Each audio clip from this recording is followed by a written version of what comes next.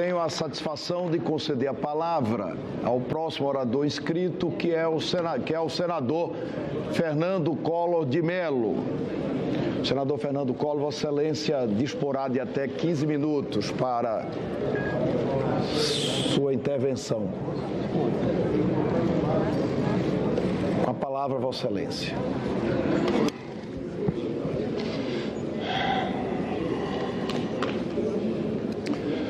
Senhor presidente do Senado Federal, senador Renan Calheiros, senhoras e senhores senadores, ruínas de um governo. Este é o título de uma obra clássica de Rui Barbosa de 1931. Nela, o autor afirma: todas as crises que pelo Brasil estão passando e que dia a dia sentimos crescer aceleradamente, a crise política, a crise econômica, a crise financeira, não vêm a ser mais do que sintomas, exteriorizações parciais, manifestações reveladoras de um estado mais profundo de uma suprema crise, a crise moral. Em 1992, esse trecho foi utilizado por Barbosa Lima, sobrinho, como introito à denúncia que apresentou contra mim. Ruínas de um governo. É a expressão de Rui Barbosa para invocar as crises que atingiram o Brasil nos anos 30. Senhor presidente, jamais o Brasil passou como hoje por uma confluência tão clara, tão entrelaçada e aguda de crises na política, na economia, na moralidade e na institucionalidade. Chegamos ao ápice de todas as crises. Chegamos às ruínas de um governo, às ruínas de um país. Este é o motivo pelo qual aqui e agora discutimos possíveis crimes de responsabilidade da Presidente da República. Não discutimos crimes comuns, isto é pacífico. A estes a Constituição reserva o juízo do Supremo Tribunal Federal. Ao Senado da República cabem a pronúncia e o julgamento quanto aos crimes de responsabilidade. Esta é uma diferenciação importante. Aqui julga-se responsabilidade. Em 1992, em processo análogo, bastaram menos de 4 meses entre a apresentação da denúncia até a decisão de renunciar no dia do último julgamento. No atual processo, já se foram mais de 8 meses. A depender do resultado de hoje, mais 6 meses são previstos até o julgamento final. O rito é o mesmo, mas o ritmo e o rigor não. Basta lembrar, entre a chegada no Senado da autorização da Câmara até meu afastamento provisório, transcorreram 48 horas. Hoje, estamos há 23 dias somente na fase inicial nesta casa. O parecer da comissão especial que hoje discutimos possui 128 páginas. O mesmo parecer de 1992, elaborado a toque de caixa, continha meia página, com apenas 2 parágrafos. Isso mesmo, 2 parágrafos. O tempo é outro, senhor presidente. Em 1992, fui instado a renunciar, na suposição de que as acusações contra mim fossem verdadeiras. Mesmo sem a garantia da ampla defesa pelo Congresso, em todas as fases, me utilizei de advogados particulares. 2 anos depois, fui absolvido de todas as acusações do Supremo Tribunal Federal. Portanto, dito pela mais alta Corte de Justiça do país, não houve crime. Mesmo assim, perdi meu mandato e não recebi qualquer tipo de reparação. Pelo contrário, depois da renúncia, recorri ao próprio Supremo Tribunal para ao menos reaver os direitos políticos que me cassaram. Mesmo se tratando de matéria eminentemente constitucional, direitos políticos, alheia ao mérito do impeachment, o Supremo negou o mandado de segurança sob a alegação de que não cabia à Corte se pronunciar sobre decisão do Senado, ainda que tomada após minha renúncia. À época dessa apreciação, o ministro Paulo Brossard chegou a ser interpelado pelo ministro Moreira Alves. Este chamou atenção para a incoerência do voto de Brossard, já que em seu livro sobre impeachment, o ministro defendia a impossibilidade do julgamento após a renúncia e, em seu voto, se manifestava de forma inversa. Ao se defender, Brossard se limitou a dizer: ministro Moreira Alves, livro é livro, voto é voto. E, para se justificar, assinalou, aspas, absolutória ou condenatória, justa ou injusta, sábia ou errônea, da decisão do Senado não cabe recurso direto ou indireto. Mas isto não é novidade. Todo órgão, seja de que natureza for, que decide em única ou última instância, decide inapelavelmente, acerte ou erre, encerra Brossard. Desculpem-me por voltar no tempo, mas o momento exige. Ainda na denúncia de 92, Lima Sobrinho pregava e até profetizava. Escreveu ele: nos regimes democráticos, o grande juiz dos governantes é o próprio povo. Representar o povo significa, nos processos de impeachment, interpretar e exprimir o sentido ético dominante diante dos atos de abuso ou traição da confiança nacional. A suprema prevaricação que podem cometer os representantes do povo em processos de crime de responsabilidade consiste em atuar sob pressão de influências espúrias ou para a satisfação de interesses pessoais ou partidários. Em suma, o presidente é de ser julgado com base nos largos e sólidos princípios da moralidade política, encerra Lima Sobrinho. Pois bem, senhor presidente, todas as tragédias que se podem imaginar reduzem-se a uma mesma e única tragédia: o transcorrer do tempo. É o mesmo tempo imperioso do mundo que nos traz à razão. É nesta quadra de adversidade para uns e tragédias para outros que constatamos que o maior crime de responsabilidade está na irresponsabilidade pelo desleixo com a política, na irresponsabilidade pela deterioração econômica de um país, na irresponsabilidade pelos sucessivos e acachapantes déficits fiscais e orçamentários, na irresponsabilidade pelo aparelhamento desenfreado do Estado que o torna inchado, arrogante e ineficaz, na irresponsabilidade pela ação ou omissão perante obstruções da Justiça. É crime de responsabilidade, senhor presidente, a mera irresponsabilidade com o país, seja por incompetência, negligência ou má-fé. Mas não foi por falta de aviso. Desde o início deste governo, fui ao longo dos anos a diversos interlocutores da presidente para mostrar os problemas que eu antevia e que desembocaram nesta crise sem precedentes. Falei dentro da minha convicção, dos erros na economia, na excessiva intervenção estatal, nas imprudentes renúncias fiscais. Falei da falta de diálogo com o parlamento. Nos raros momentos com a presidente, externei minhas preocupações, especialmente quanto à sua reeleição, após a sua reeleição, quando sugeri a ela uma reconciliação de seu novo governo com seus eleitores e com a classe política.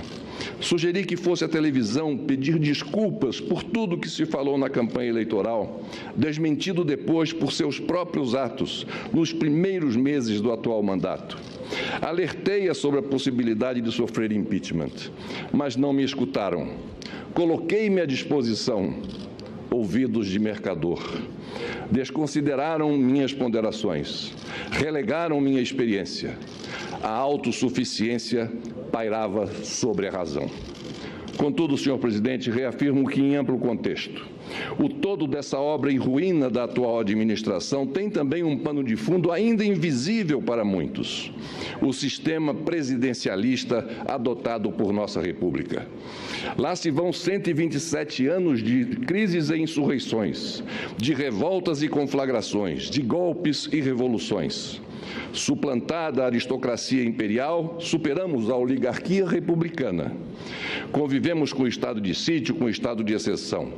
Enfrentamos ditaduras civil e militar e ainda hoje estamos em processo de redemocratização. Sob o presidencialismo, usufruímos tão somente de espasmos da democracia. Não há mais como sustentar um sistema anacrônico, contaminado e deteriorado em sua essência, em sua prática e nos exemplos traumáticos de nossa República. Basta dizer que de 1926, com Arthur Bernardes, até 2011, com Lula, nenhum presidente da República transmitiu o cargo a seu sucessor sob as mesmas regras que recebeu do antecessor, tendo eles cumprido integralmente seus respectivos mandatos. Pelo visto, aquelas exceções serão mais uma vez quebradas, recomeçando um novo ciclo de instabilidades. Não podemos mais rechear nossa história com deposições, suicídio, renúncias e impedimentos. Não existe fórmula mágica dentro do nosso presidencialismo, ainda mais com uma lei nos moldes da 1079, a ressurrecta, que dá margem a permanentes ameaças a qualquer governo. Não há como recuperar esse modelo de coalizão, de cooptação e fisiologismo que envergonham a classe política. Enfim, não há como continuar tentando formar um número salvador simplesmente somando zeros. Os partidos, mais do que votar, precisam formular políticas. Por tudo isso, o sistema está em ruínas. E ruínas, senhor presidente, demandam reconstrução. Reconstrução requer determinação, que, por sua vez, exige conscientização e admissão da verdade. Há 11 anos vimos o choro de parlamentares decepcionados com as agruras e a verdade crua de um partido. Hoje, envoltos em tormentos muito piores, não vemos sequer uma lágrima de constrangimento que seja. Ao contrário, o que se vê é a defesa rouca, cega, mouca e intransigente. Entre retóricas e evidências, entre quimeras e realidades, entre golpe e a farsa do golpe, apesar de tudo e por tudo isso, a população brasileira evoluiu na participação política. Mas admitamos, senhoras e senhores senadores, regredimos no agir da política. Reafirmo, uma nova política precisa se estabelecer. Seja qual for o resultado de hoje, precisamos virar esta página, repensar e instituir a política pela qual a sociedade clama. O atual processo de impeachment nada mais é do que a tentativa de, a partir do passado, aplainar o presente para decantar o futuro. Um futuro em que precisaremos conciliar uma altiva e corajosa voz de comando do Executivo com a moderadora e conciliadora voz do Legislativo. Para concluir, reproduzo o trecho do livro Collor Presidente, do historiador Marco Antônio Villa, que está prestes a lançá-lo. Novamente peço a compreensão por retornar ao 92. Mas a lucidez do texto reflete o que aqui vivemos. Diz o autor, e aqui abro aspas: fatos posteriores, já no século XXI, amplificaram o significado da ação ou inanição de Fernando Collor no auge da CPI e da denúncia na Câmara dos Deputados por crime de responsabilidade. Ele respeitou as solicitações dos parlamentares, encaminhou através do Banco Central e da Receita Federal toda a documentação solicitada, cumpriu as determinações legais, não coagiu o Supremo Tribunal Federal e respeitou a Constituição. Isso tudo em meio ao maior bombardeio midiático de nossa história e tendo de conviver com uma acelerada tramitação da denúncia e depois do processo, que criou obstáculos à plena defesa. Aceitou o afastamento e se preparou para a defesa no Senado. Perdeu. Buscou reparações na Justiça, defendeu-se em vários processos e acabou absolvido em todos eles, os que envolviam atos quando do exercício da presidência da República. A renúncia de Fernando Collor, o impeachment nunca ocorreu, deu a ilusão de que as instituições forjadas pela Constituição de 88 tinham passado no teste. Ledo engano. Acontecimentos posteriores e mais graves demonstraram que a consolidação do Estado democrático de direito é um longo processo, tarefa de várias gerações. A crise de 92 não passou de um momento de ampla e complexa rearticulação das elites política e econômica no interior do Estado, posicionando-se para embates que acabaram sendo travados ainda na última década do século XX e no início do século XXI, por aqueles que tinham quadros, mais do que programas, para gerir a coisa pública. Encerro, senhor presidente, dizendo: a história me reservou este momento. Devo vivê-lo no estrito cumprimento de um dever. Porém, inspiro-me no ensinamento de Holbach. Tudo nos prova que a cada dia nossos costumes se abrandam, os espíritos se esclarecem e a razão conquista terreno. Muito obrigado, senhor presidente. Cumprimento o senador Fernando Collor pelo grande registro histórico que proporciona a essa histórica sessão. Ontem, me permitam lembrar, eu fiz questão de dizer aqui da tribuna da presidência do Senado Federal que essa lei do impeachment, essa lei 1079, é por si só um fator de desestabilização. Eu acho que esse é o ensinamento que a crise tenta mais uma vez fazer. Nós não entendemos, o Legislativo entendeu menos, o Executivo entendeu menos ainda o que aconteceu em 2013, e hoje generalizar esse discurso, generalizar a responsabilidade é um erro histórico, de todos nós. O que houve com a repetição de erros é que o governo perdeu a centralidade da nação, perdeu a defesa do interesse nacional. Nós deixamos de fazer aqui, ao longo dos anos, o aperfeiçoamento institucional, inclusive mudando essa lei, fazendo a reforma política e demonstrando, sobretudo, o quanto é difícil esse processo de construção democrática.